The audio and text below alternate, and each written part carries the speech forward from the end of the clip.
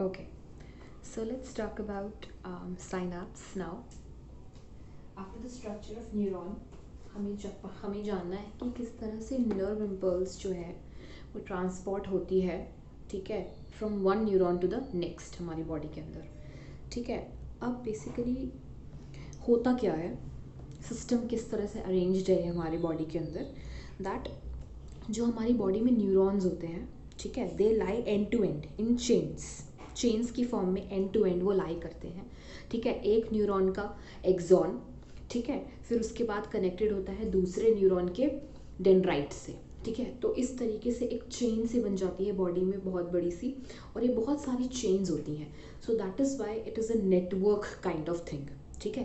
And because of this network of web kind of thing, ठीक है, जो आपका नर्व इम्पल्स है वो ट्रांसपोर्ट होती है from your receptors to your brain, और फिर ब्रेन से वापस आती है टू योर इफेक्टर्स, ठीक है। तो इस तरह का होता है सिस्टम कुछ हमारी बॉडी में। So each of the nerve cell और neuron it receives an impulse through the dendrites. कहाँ से रिसीव करता है? डेंड्राइट से रिसीव करता है, and passes on to the next neuron in the chain through the axon via cell body। तो किस तरह से नर्व इम्पल्स पास होता है? First it is received by the dendrite, फिर डेंड्राइट उसे सेल बॉडी में पास करता है, सेल बॉडी से एक्सॉन में जाता है नर्व इम्पल्स, फिर नर्व एंडिंग में जाता है, और उसके बाद नेक्स्ट न्यूरॉन को पास ऑन होता है, ठीक है। लेकिन नेक्स्ट न्यूरॉन को पास ऑन किस तरीके से होगा? देखिए, जो न्यूरॉन्स के बीच में कनेक्शन है, ठीक है, वो फिजिकल कनेक्शन नहीं है। मतलब the end of one neuron is not touching the beginning part, यानी कि dendrite of the other neuron. उनके बीच में कोई फिजिकल टच नहीं है, उसके बीच में गैप होता है, ठीक है। हर न्यूरॉन के बीच में एक गैप होता है, so that gap is called as synapse. और ये गैप कहाँ होता है?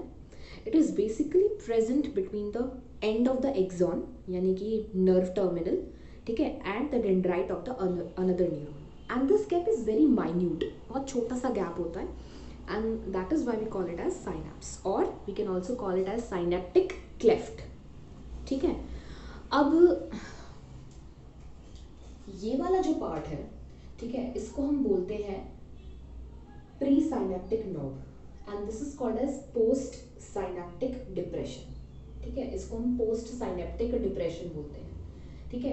एंड इनके बीच में जो जगह है this is called as synaptic cleft, ठीक है। सो बेसिकली होता क्या है, व्हाट इज पासिंग ऑन, ये नर्व इम्पल्स जो मैंने दिखा रखी है इसमें दोनों ही न्यूरॉन्स में क्या होता है? Nerve impulse is a self propagated electrochemical current जो एक न्यूरॉन से दूसरे न्यूरॉन में पास होता है, किस लिए?